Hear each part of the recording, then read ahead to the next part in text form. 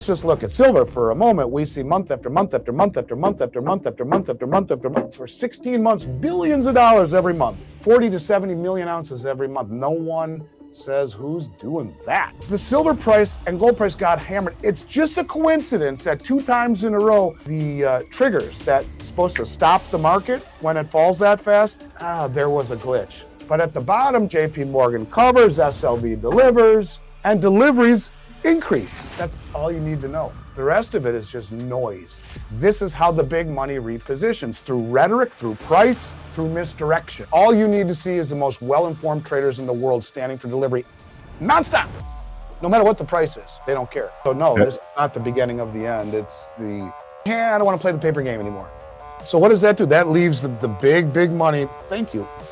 We'll stand for delivery. Thank you very much. We already saw what TD Bank tried to do a few weeks ago. They said, we think silver's going to $40. We're putting a huge short position on it. Bang, they get stopped out at 92. They cost them millions of dollars. So are gold and silver about to rally higher again? So, I think that's pretty much on every precious metal investor's mind right now, Andy, which is, I think they kind of feel a little bit like in limbo. Like, okay, we had this historic correction, if you're talking about it in terms of just total market value, that was lost quickly as silver went from 120 to what, mid 60s briefly or something like that. It's trading around 82, 83 an ounce right now as we're talking higher than that. It's let's see. Doing it from memory, but I think it's in the low 80s. It is roughly 80, almost $85. Okay, right, mid-80s. Almost Great. 85. All right. So, if you look at a price chart from, let's say, 2011, the price got whacked. It tried to recover for a little bit, and then it got whacked again, and it got whacked again, right? And so folks are wondering, okay, so did we drop, and now we're kind of chopping, and are we about to, is the floor about to fall out further like it did in 2011, or are things different this time in many of the ways that Andy's just, been laying out for us here? And are we going to start resuming to back upwards and perhaps even to new highs in the not too distant future? What is your answer to that?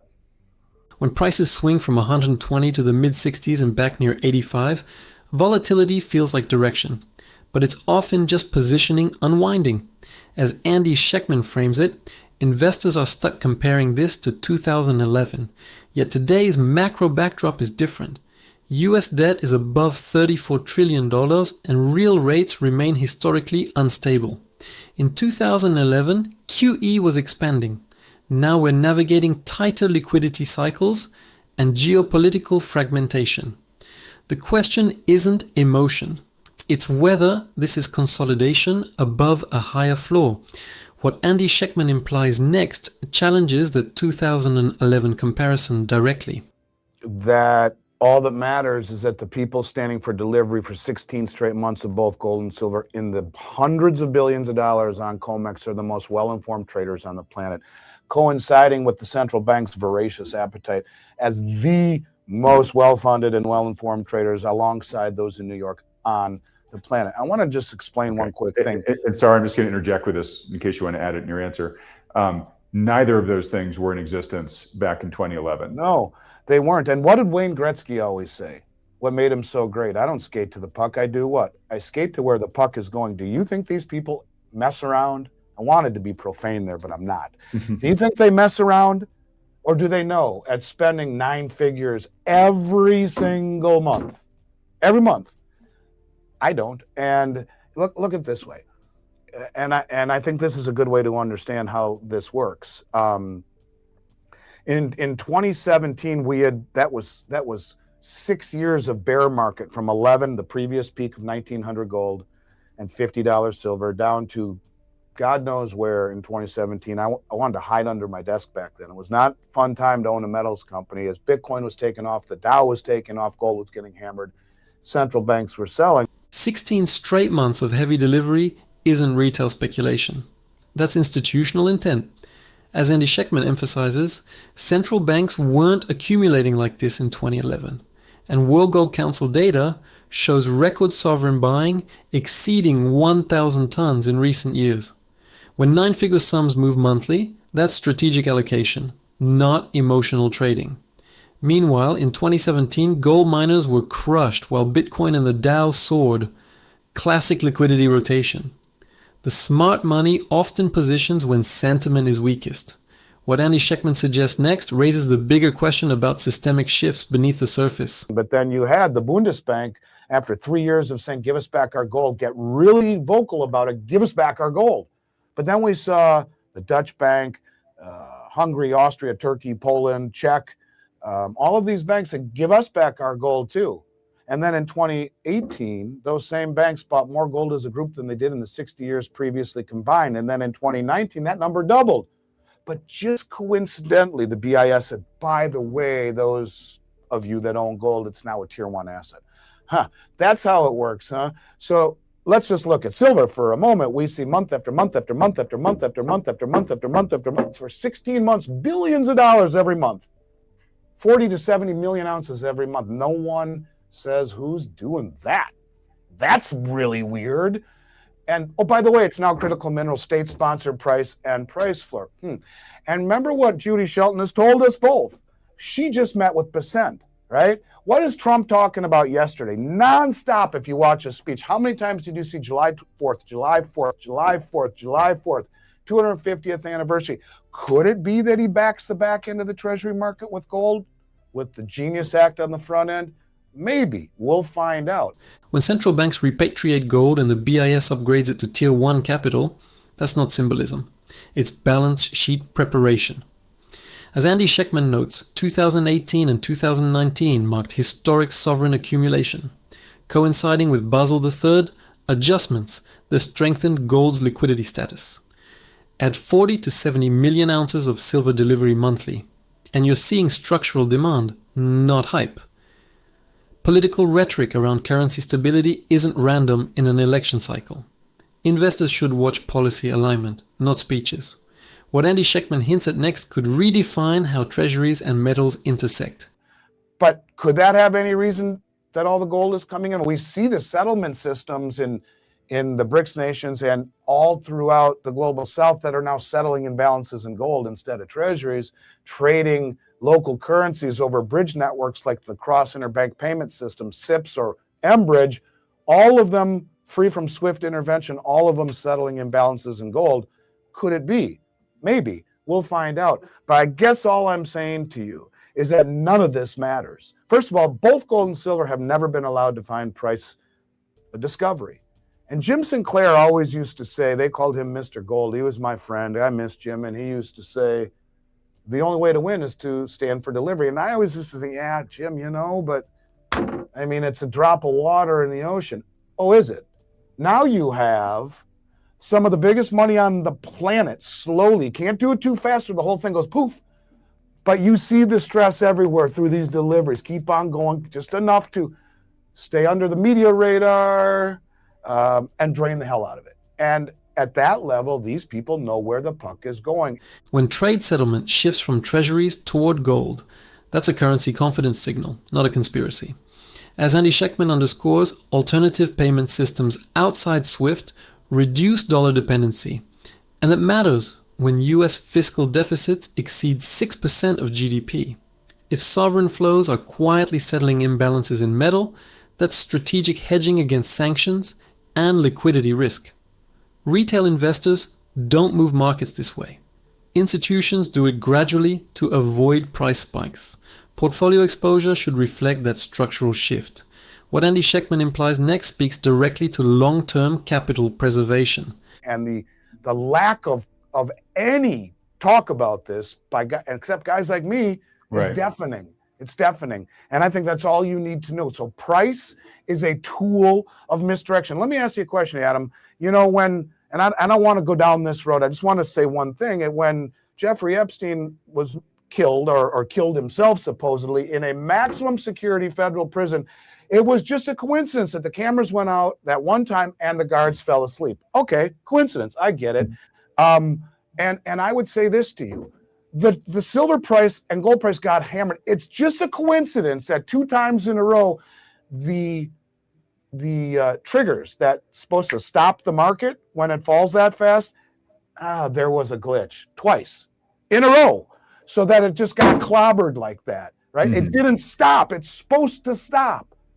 It didn't, because there was a glitch. Not going to do anything about it, but when it's free falling, it's supposed to stop after a certain point. Glitch, sorry, it just kept on going. The point of it is these coincidences are not coincidences. When market safeguards glitch during sharp declines, confidence erodes faster than price.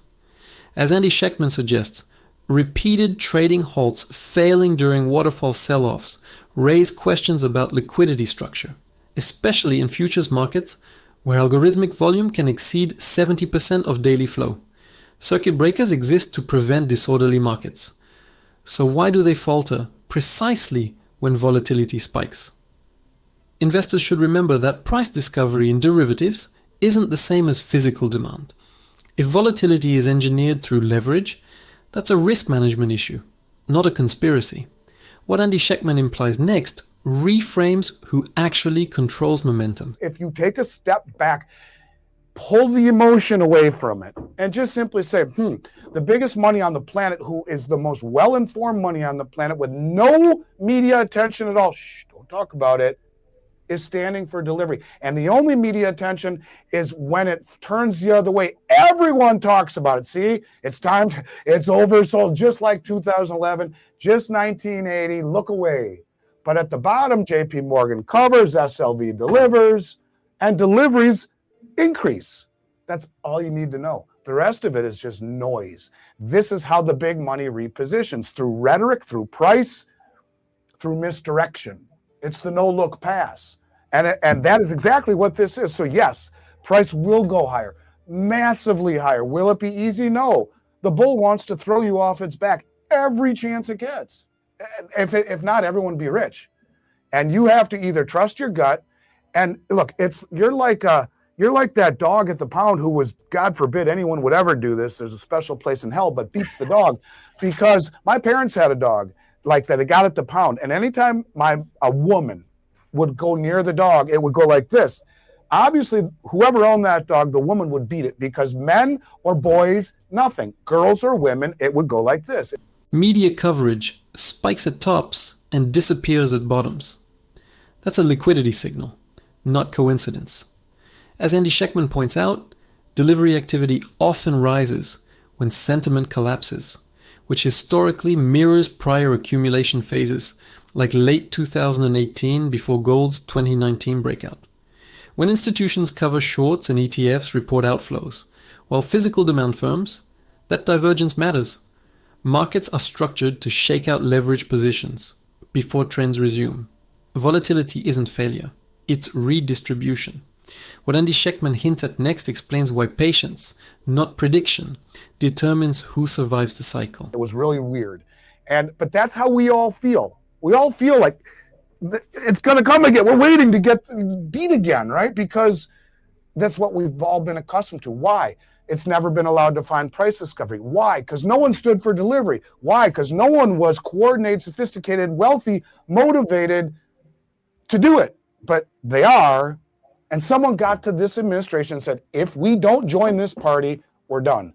That's to my soul, that is my belief.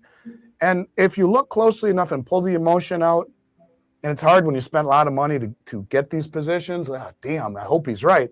I do too, because I've been buying it every 2 weeks for 36 years. But if I felt for a minute that it was over, I would tell you. I don't, because all you need to see is the most well-informed traders in the world standing for delivery nonstop, no matter what the price is. They don't care. That's, to me, all that matters. So no, this is not the beginning of the end. It's just the ebb and flow of a market that got too many speculators saying, aha, this will be easy. Let's just lever up and go.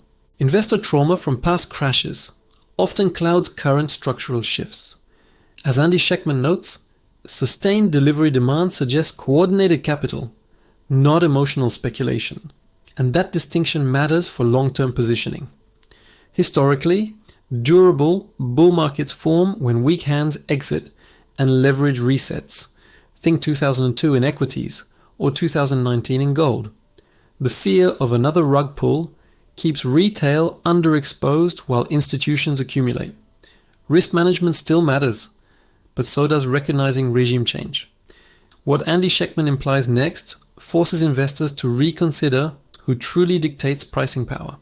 Well, you're not wealthy enough to do that, son. Thanks for trying. I don't care how rich you are, you're not our rich, and that's the central bank. Okay. So going forward, at least in the near term, then you think the price action will be healthier. Don't let me put words in your mouth, but it's not being influenced by the speculators, but there are these deep-pocketed players that are here in accumulation phase that are going to keep buying and keep putting that upward pressure on the market. So another way of saying that is the open interest is falling off a chart, meaning the managed money has as low of a position as ever. The managed money is like, I'm not playing in this anymore. They just eviscerated us with margin. We got killed. So they're like, hey, I don't want to play the paper game anymore. So what does that do? That leaves the big money. Thank you. We'll stand for delivery. Thank you very much. Yeah.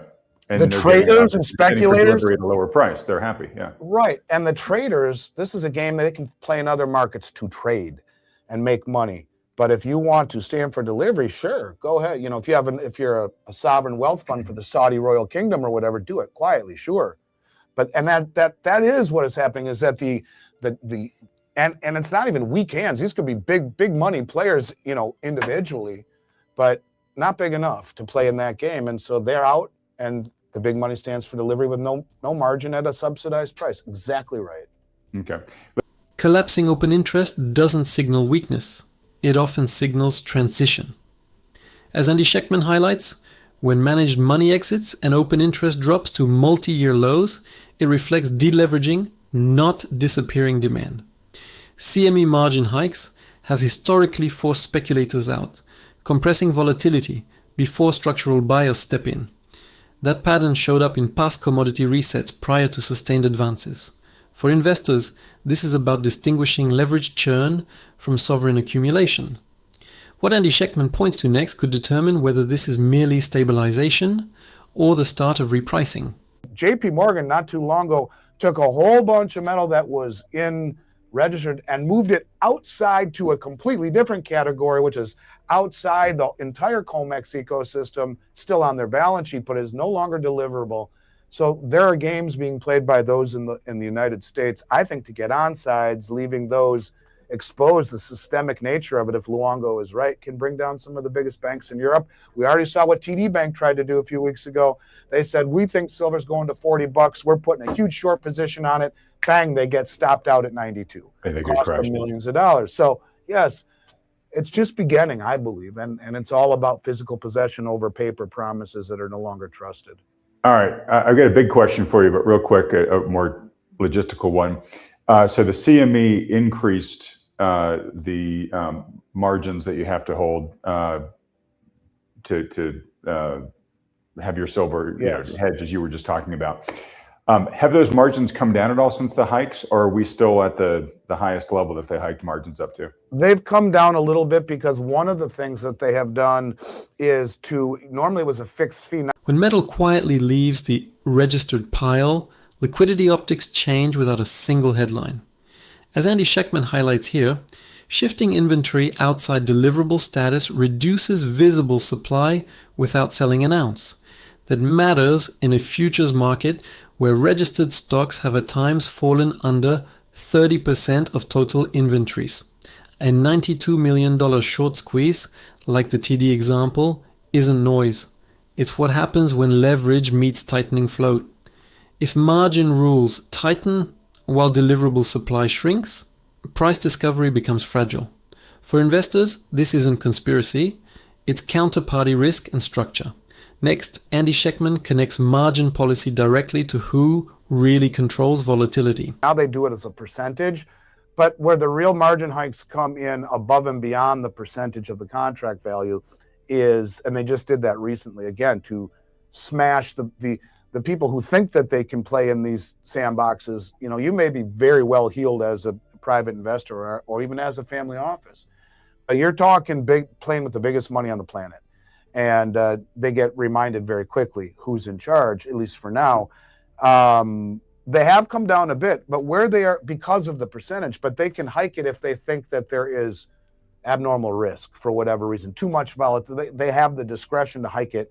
So it's come down a little bit. It was over 50,000, like 54, 55,000. I think it's like 49 or something right now, close. So but it has come down a little bit, yes. Yeah, okay. All right, but to the extent that that weighs on prices, that weight is still largely on the silver price. But what it really does is it shakes out all the speculation. Now, to my point, of standing for delivery that we keep seeing, right? Do you think these players who are spending that kind of money are using margin to stand for delivery? When margins jump from roughly $55,000 to near $49,000 per contract, leverage shrinks faster than headlines admit. As Andy Schectman notes here, percentage-based margins give exchanges discretion during volatility spikes, and that flexibility can force liquidation without changing fundamentals. Historically, aggressive hikes during 2011 coincided with silver's collapse from near $50, not because demand vanished, but because leverage was crushed. For portfolio investors, this is a liquidity event, not necessarily a value shift. If large players are unlevered and smaller funds are margin dependent, volatility becomes asymmetric. What Andy Schectman implies next reframes who actually benefits when speculation gets flushed out. I think, that's one reason why. Shakes it out, and then they catch it down here at the bottom. Thank you. Right. And we stand for delivery at a third discount. Yeah, which is interesting this time, right? Is that the previous huge spikes in silver got whacked, and largely that was concurrent with the CME hiking margins until the market broke, right? And then the market stayed broken for a long time. Potentially quite different this time because the big, deep-pocketed, maybe sovereign players you're talking about aren't really using margin, so they just shrug it off. Yeah. So let me. Here's the big question. Okay, so if we are at the stage where the world is waking up to the fact that ounces are scarce, scarcer than the world appreciated. So China is saying, all right, look, we're going to overpay for them. Bring it all here. We'll buy it off you, right? So you could say China is making an intelligent move to continue to increase, to accumulate. From what I hear you say too, it sounds like the U.S. is saying, let's hoodwink everybody in Europe to try to send us their bullion to COMEX, and then we're just going to take it off COMEX and hopefully put it in someplace safe. Margin hikes broke prior rallies, but this time the buyer may not be leveraged at all. As Andy Schectman suggests here, if sovereign or deep-pocketed players are standing for delivery without margin, forced liquidations lose their bite. In 2011, silver collapsed over 30% in weeks after repeated CME hikes. Leverage amplified the fall. But if accumulation now is cash-based, volatility could transfer from paper markets to physical flows, especially with China aggressively bidding for supply. For long-term investors, the question isn't price spikes, it's who controls inventory, and what Andy Schectman says next challenges the entire East versus West narrative. So my question is sort of who's doing it right, who's doing it wrong, but in that context, if bullion is still moving from east to west, has America woken up and we're now in accumulation phase, but the rest of the West is still sending it to Asia, or are we still sending it to Asia as well? And if we are, then are we net adding or net losing? I don't know who the dummies are that are sending it. They are from the West. I mean, here's the thing. The thing of it is that also that these contracts allow for delivery. Now, I'm sure there are some traders throughout the Western infrastructure that are silly enough to do this. Why not? I don't know. Part of the making it critical mineral is the ability to limit or completely disallow exports. We haven't got that far yet. But I do think on a state level, I would probably see that the majority of the big traders in the United States are not doing it right now. But that doesn't mean it's not happening all through Europe, all through the West. Maybe there are some in the United States that are. I don't know. When a metal becomes critical, export controls quietly enter the conversation. As Andy Schectman points out here, delivery clauses allow bullion to legally shift jurisdictions until policy changes. The US labeling minerals as strategic opens the door to restrictions similar to rare earth controls we've seen globally. If Europe continues exporting while sovereign entities accumulate, inventory concentration becomes geopolitical leverage. Investors should watch trade data and customs flows, not just futures prices. Supply chains can change faster than sentiment. And Andy Schectman's final implication may redefine who actually holds the upper hand in this cycle. At that level, that's very, very almost impossible to see who's doing it. But it's enough to where you can tell it's still happening because the arbitrage window hasn't been closed. If no one was doing it, they wouldn't leave it open as long as they have. It is happening, and a lot is flowing that way. Who's behind it?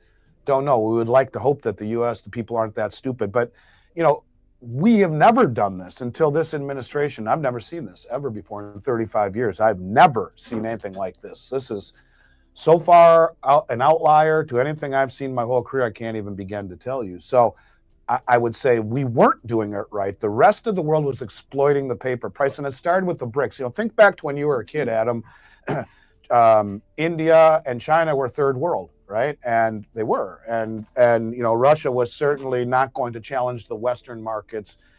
And these countries that make up the BRICS, they would have no interest in challenging the Western hegemony. No one in the West did it here, so they had the ability to control the prices forever. And creating this illusion through price that silver was so abundant and irrelevant, why would anyone care? When arbitrage windows stay open too long, it usually means someone powerful wants them open. As Andy Schectman points out here, persistent pricing gaps between paper and physical markets suggest structural exploitation, not random inefficiency. BRICS nations have increased gold reserves materially since 2014, while Western exchanges expanded derivatives volume far beyond physical supply, a leverage imbalance investors rarely see. If emerging economies are accumulating while the West relies on futures optics, that's a regime shift, not a cycle. For portfolio holders, this signals geopolitical repositioning more than short-term volatility. And Andy Schectman's next point reframes how coordination beats confrontation in market strategy. It was the ability to create a perception of reality through futures contracts. Now, these countries in the global south are coordinated and motivated and sophisticated. They understand the math very well. They see the long game very well. And the part that people can't deal with, again, is what I said earlier. The amount of time it takes for them to do this the right way, playing the right game. The long game is something that is dismissive by the mainstream media. They don't get it. And even a lot of people who would look at this and say, well, why not just spend $3 trillion and buy it all? 10 trillion. Why not? Mm-hmm. Because if you do that, you cut off your nose to spite your face. You would blow up the market like that, and everyone would know what you're doing. But instead, if you use proxy banks, if you use, you know, the Globex market, which allows you to do this quietly, it gives access to COMEX with a lot of anonymity. You use sovereign wealth funds, and quietly, you know, the death by 1,000 paper cuts, that's what they're doing. And you see it. It's happening everywhere, in Shanghai, in COMEX, and in London, and it's going to accelerate. And thank God someone got to this administration and said, y'all, look at what's happening. We're going to lose this race. Right, don't be left behind. Yeah. Yes, and all the paper promises in the world don't do you any good. It's like I always say to people, if things get bad, do you want stock in Kellogg's or boxes of Frosted Flakes? That's kind of the dichotomy there. Futures markets can manufacture perception long before they reflect scarcity. As Andy Schectman argues here, coordinated accumulation through proxy banks and sovereign funds avoids spiking prices while gradually tightening float, a strategy far more surgical than a headline-grabbing $3 trillion purchase. We've seen sovereign wealth funds quietly expand commodity exposure since 2022, while Western media focuses on quarterly CPI prints and Fed meetings. That's strategic patience versus quarterly thinking. For investors, the lesson is timing versus trajectory. Slow accumulation changes structure, not just price.